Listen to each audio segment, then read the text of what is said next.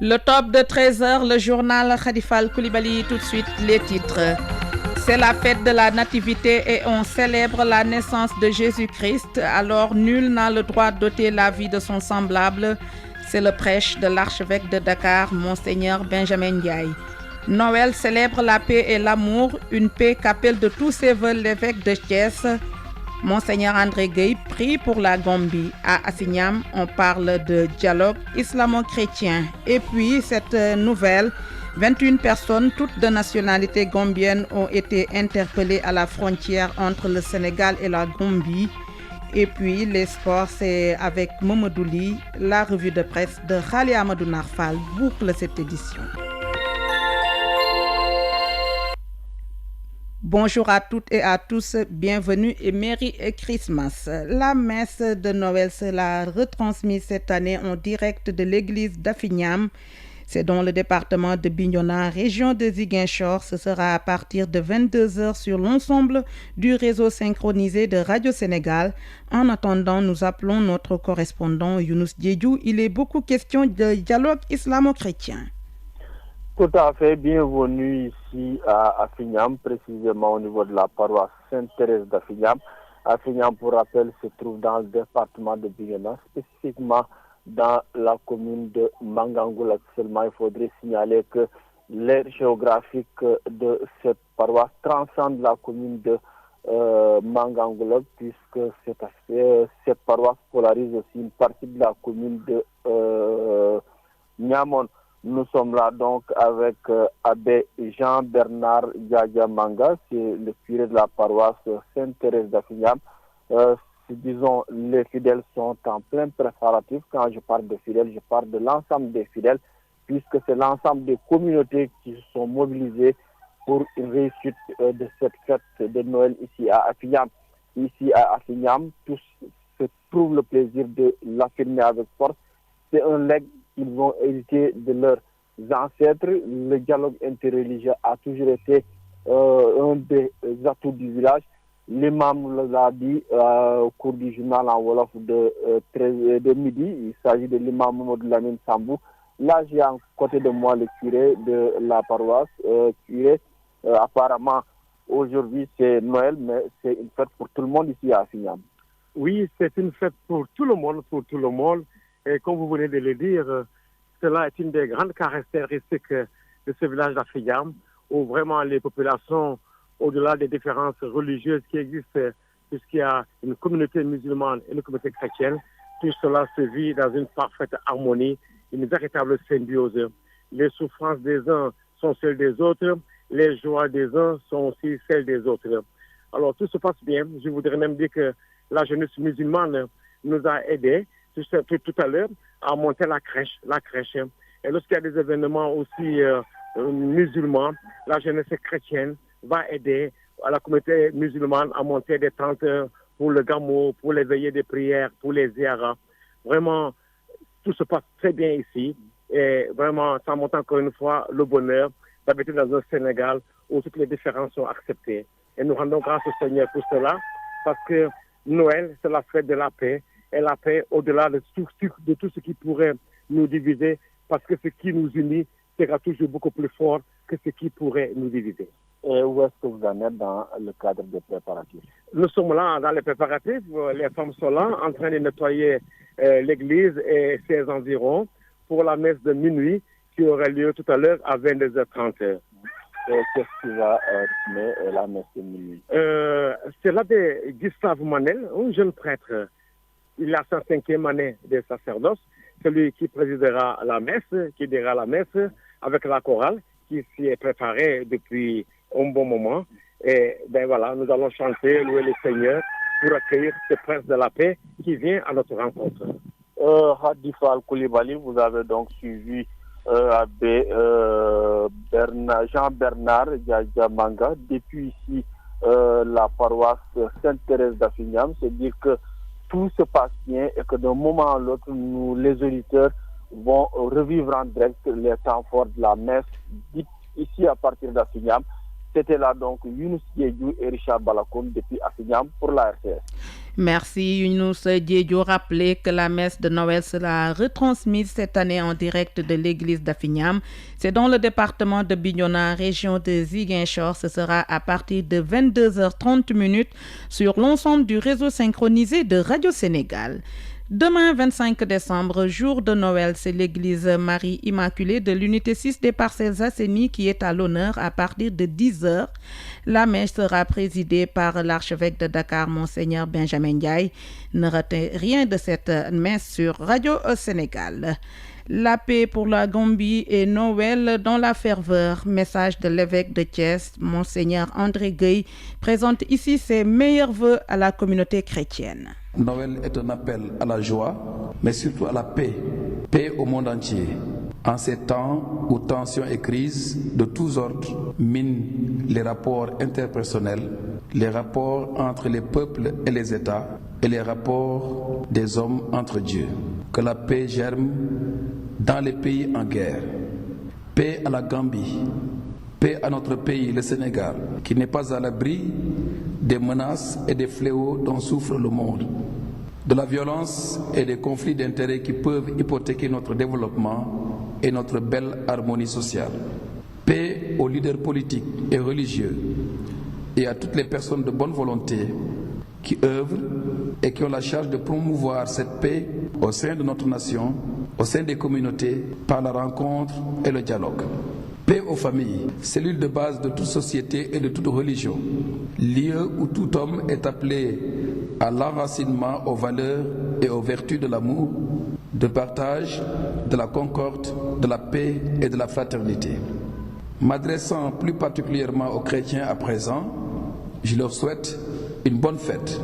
Mais n'oublions pas de vivre Noël dans la foi et la ferveur, car c'est Dieu lui-même qui, à travers l'enfant de Bethléem, s'invite dans notre vie et vient à la rencontre de notre humanité.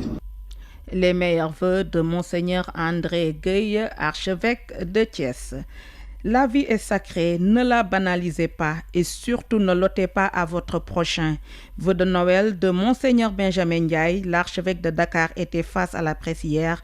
Le compte rendu de Jean-Baptiste Boukepsane. Dans son message de Noël 2016 d'une vingtaine de minutes, nous pouvons retenir 2 points essentiels: les violences qui rythment le quotidien de la société sénégalaise et le rétablissement de la peine de mort réclamée par bon nombre de Sénégalais. Pour ce qui est des nombreuses violences qui s'accentuent au Sénégal, l'archevêque de Dakar dira, je le cite, « C'est à en croire que notre société est malade sur tous les plans ». La fête de Noël arrive dans un Sénégal qui a été confronté ces derniers temps à de graves scènes de violence. Violence inquiétante lorsque des agressions et des meurtres marquent notre actualité. Violence catastrophique lorsque des accidents de la route endeuillent des familles et handicapent à vie des victimes de plus en plus nombreuses. Et que dire des violences faites aux femmes, aux mineurs, aux enfants? Que dire de ces multiples comportements déviants dont notre presse locale rend compte régulièrement? C'est à croire que notre société est malade. Malade de son manque de repères éthiques et moraux. Malade de sa précipitation et de son impatience. Malade de son déficit de conscience citoyenne. Malade de son indiscipline caractérisée. Malade de l'appât du gain et de ses tendances de plus en plus matérialistes et consuméristes. Mais notre société, qui célèbre pourtant la mort avec respect et dignité quand elle survient au cœur de nos existences, est malade surtout de banaliser la vie, au point de tuer des hommes, des femmes, des enfants, sans vergogne, oubliant le précepte divin qui nous commande instamment « Tu ne commettras pas de meurtre ». Exode chapitre 20, verset 13. Tuer est une folie, ne tuez pas et ne tombez pas dans ce travers en notant la vie de vos semblables. Ainsi a prêché Monseigneur Benjamin Ndiaye contre la peine de mort. Face à la recrudescence de la violence dans notre société sénégalaise, des voix se sont élevées pour demander le rétablissement de la peine de mort à titre dissuasif pour certains, à titre de vengeance, estiment simplement d'autres. Mais ne serait-ce pas là un recul regrettable par rapport à la culture de la vie que nous devons promouvoir, car la peine de mort dont il s'agit ne peut malheureusement pas faire revenir à la vie terrestre la victime d'un meurtre. Par ailleurs, son application effective, au-delà de la sanction pénale, diminue la chance de conversion pour le meurtrier lui-même, qui doit assumer sa responsabilité. Ne devons-nous pas alors nous convaincre qu'une culture pour la vie est préférable à une culture pour la mort? J'écoute, que dira le Seigneur Dieu. Ce qu'il dit, c'est la paix pour son peuple et ses fidèles, mais qu'ils ne reviennent pas à leur folie. Ne tombons pas dans la folie d'ôter la vie à notre semblable, car la vie est un don de Dieu. C'est Dieu lui-même qui en est l'auteur et le maître. C'est lui qui nous a appelés à la vie, et c'est à lui qu'il appartient de nous en rappeler le moment venu. Celui qui tue ne s'expose pas seulement au jugement des hommes, mais aussi et surtout au jugement du Dieu de la vie. À l'instant, le prêche de Monseigneur Benjamin Ndiaye contre la peine de mort, des propos recueillis par Jean-Baptiste Boukepsane. Le ministre de l'Intérieur et de la Sécurité publique annonce l'interdiction de l'usage de feux d'artifice. La mesure s'applique sur l'étendue du territoire national dans la période allant du 23 décembre 2016 au 21 janvier 2017. Dans l'arrêté qu'il a pris dans ce sens, le ministre Abdoulaye Daouda Diallo explique que le but est de prévenir tout trouble à l'ordre public à l'occasion des fêtes de fin d'année. Il avertit que toute infraction sera punie des peines prévues par la loi. C'est Noël, que la hôte du Père Noël nous parvienne avec les cadeaux les plus magiques, la paix, la santé, la prospérité, le bonheur et l'amour. Au nom du Père, du Fils et du Saint-Esprit. Amen. Le débat. Le débat, l'émission des partis politiques proposée par la radiodiffusion nationale. Sous la supervision du Conseil national de régulation de l'audiovisuel CNRA. Ce samedi 24 décembre de 13h30 à 15h, Arona Gaye reçoit Pape Biram Touré, député APR, vice-président du groupe parlementaire Benno Bokk Yakaar, Pape Samba Diouf, membre du comité directeur du PDS, Moussa Diakhaté, porte-parole du parti Bokk Gis Gis et Babacar Bertrand Baldé du parti Bess Douniak, responsable politique à Pikine. Au menu, le bilan de la visite du président Macky Sall en France, notamment les accords de partenariat signés et l'état du processus électoral avec les désaccords entre pouvoir et opposition sur certains points. Le débat animé par Arona Gaye ce samedi de 13h30 à 15h sur Radio Sénégal. À 13h12, 21 personnes, toutes de nationalité gambienne, ont été interpellées à Podor par la gendarmerie.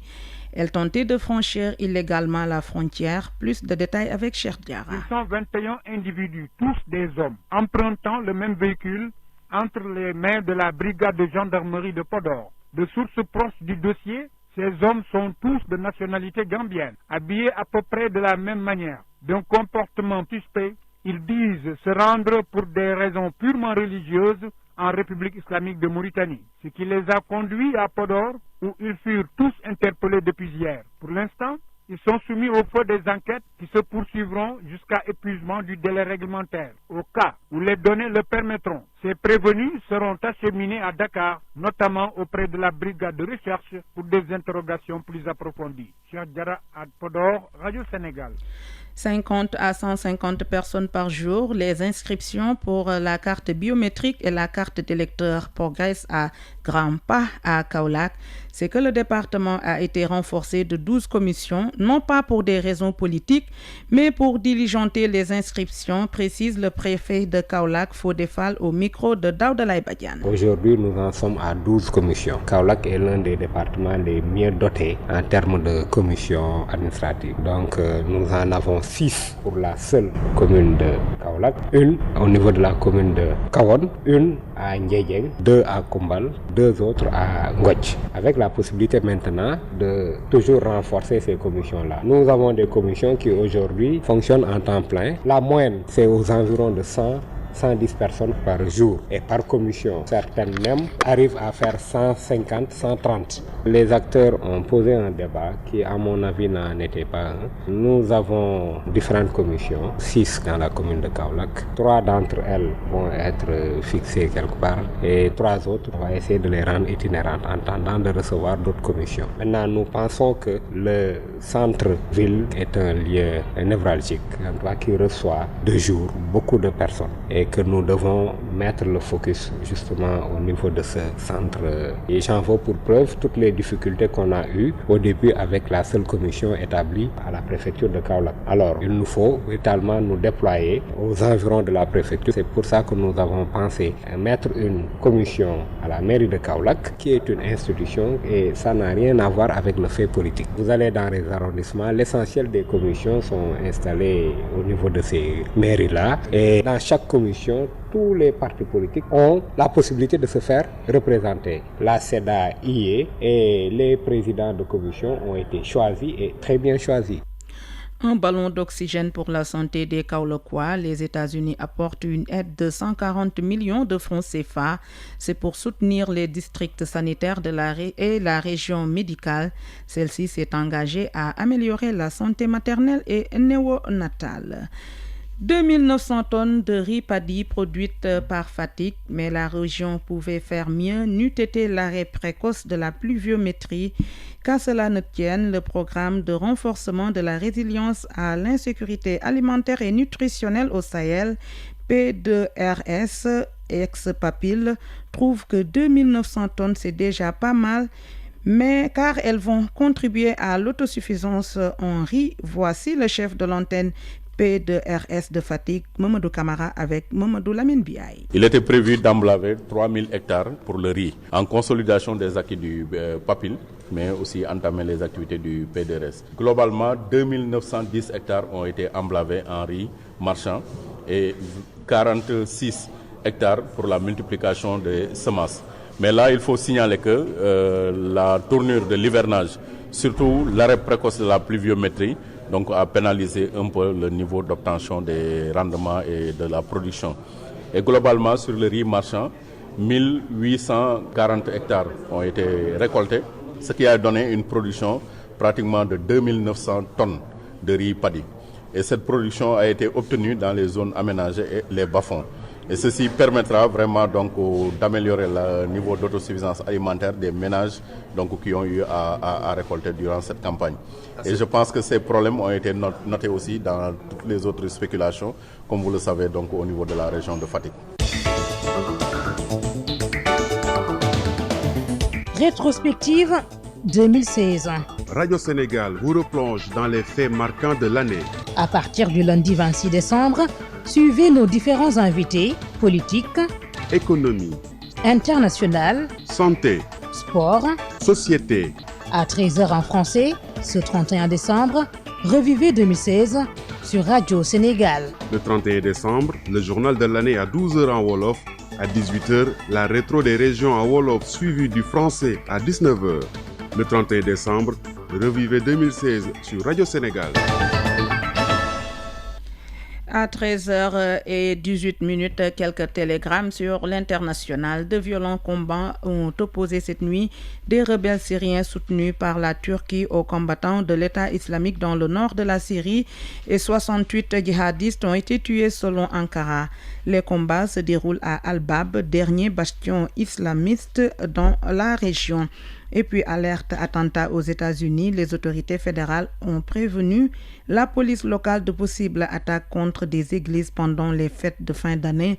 Une alerte qui fait suite à l'appel du groupe État islamique à cibler des rassemblements, en particulier des églises.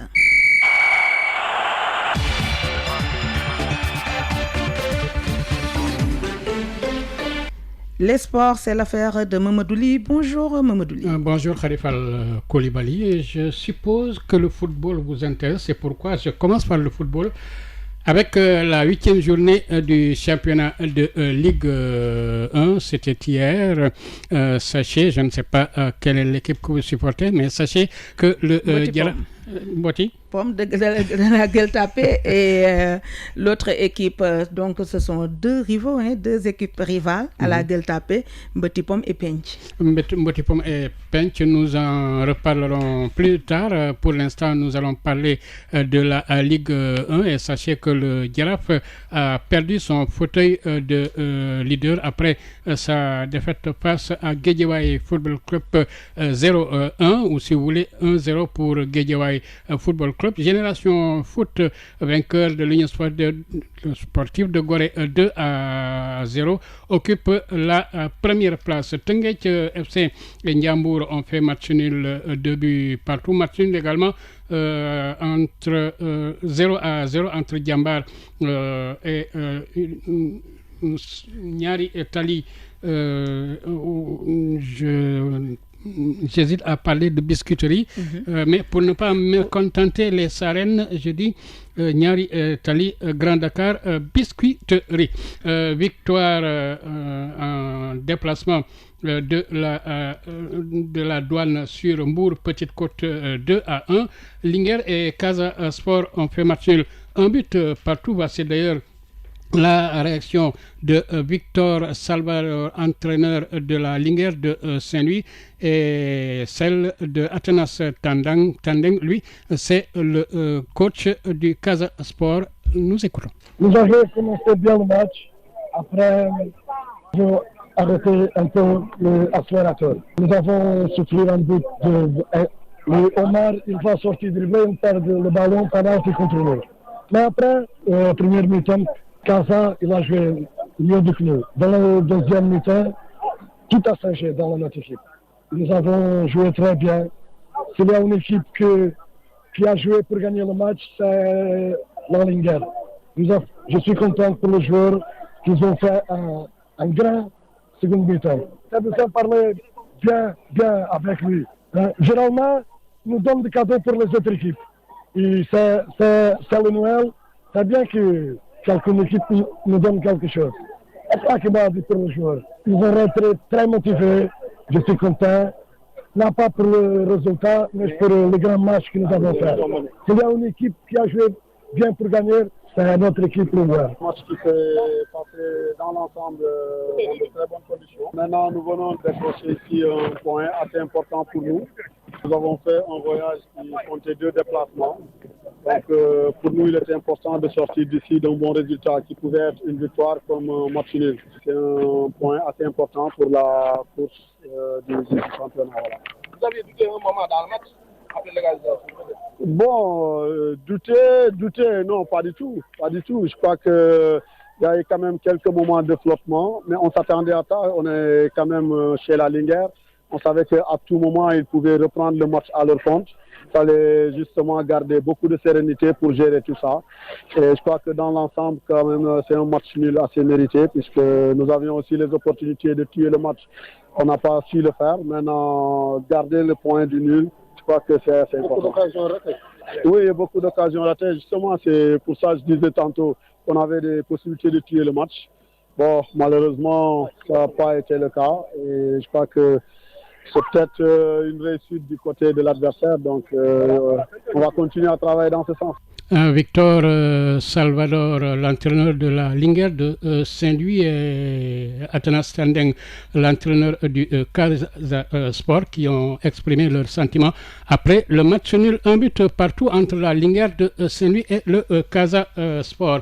Autre match nul, c'est entre l'Union sportive de Ouakam et le stade de Mbour.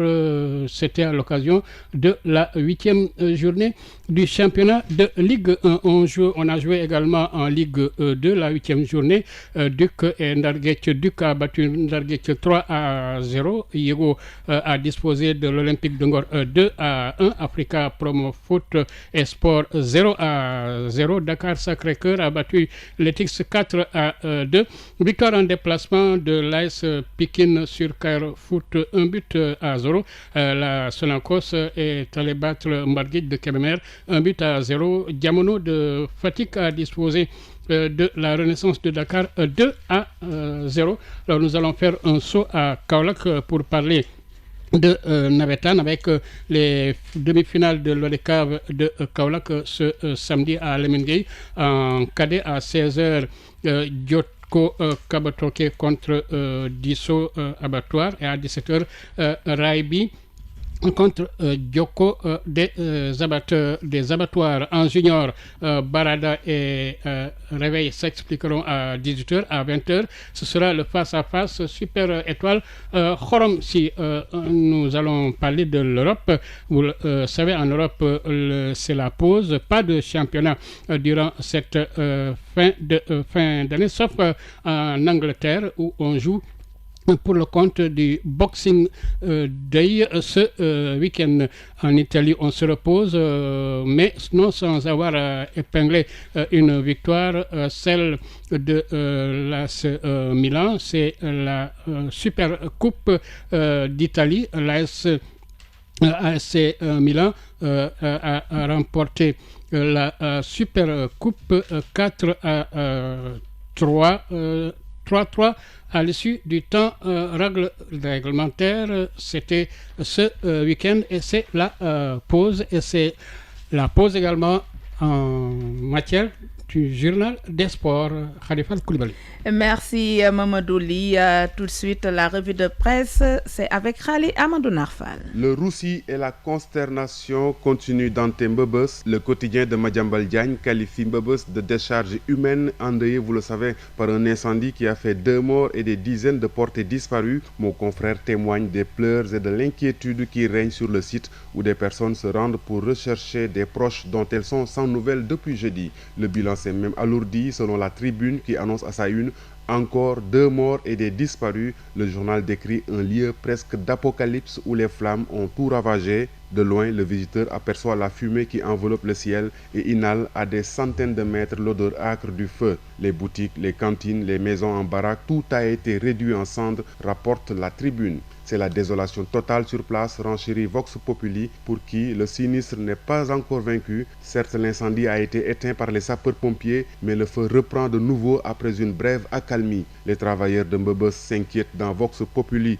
du sort de nombreux de leurs collègues toujours portés disparus. Les larmes de Rebeuss s'apitoient à sa une enquête qui évoque, outre le bilan officiel de 2 morts, des recycleurs portés disparus, des dégâts économiques importants. Bref, ce sinistre est sans précédent depuis 1970. Macky Sall s'attaque aux recettes fiscales de Khalifa Sall, entrée en matière de Walf Quotidien qui annonce une prochaine réforme de la patente, mais celle-ci sera très préjudiciable à la ville de Dakar qui risque de connaître une chute vertigineuse de ses recettes et du coup, avant même d'être une réalité, écrit mon confrère, cette mesure qui va déstabiliser l'équilibre des finances de la capitale a déjà créé une guerre en sourdine entre Dakar et le reste du pays. Confirmation faite dans Sud Quotidien qui rapporte la critique faite au gouvernement par l'association des maires du Sénégal qui dénonce l'hésitation de l'administration dans la répartition des ressources fiscales aux collectivités locales. Son président Aliou Sall trouve par ailleurs incompréhensible que pour construire une salle de classe ou pour acheter un véhicule pour une mairie, tout doive se passer à Dakar.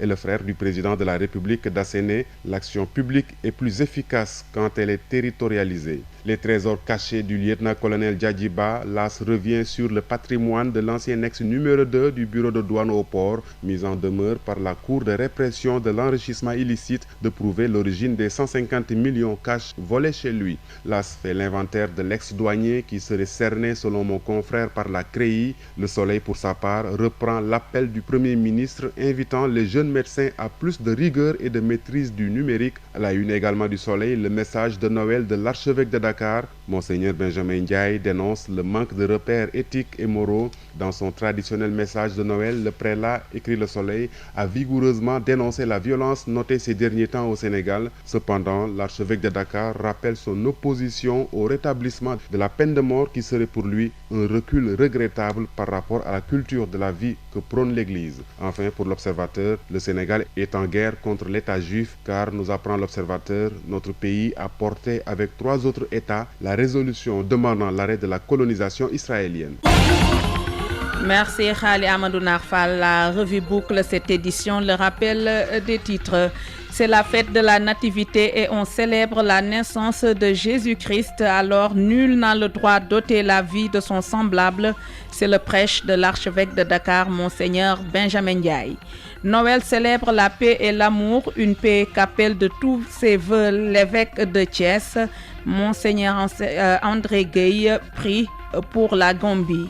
Et à Afignam, on parle de dialogue islamo-chrétien. Cette nouvelle de dernière minute, 21 personnes, toutes de nationalité gambienne, ont été interpellées à la frontière. Merci à l'équipe Tchabasek et Marie-Claire Sen, CDM Oumar Sow, coordination Khali Amadou Narfal et Michel Diouf, réalisation et présentation Khadifal Koulibaly. Tout de suite, le débat, c'est l'affaire de Aaron Diouf.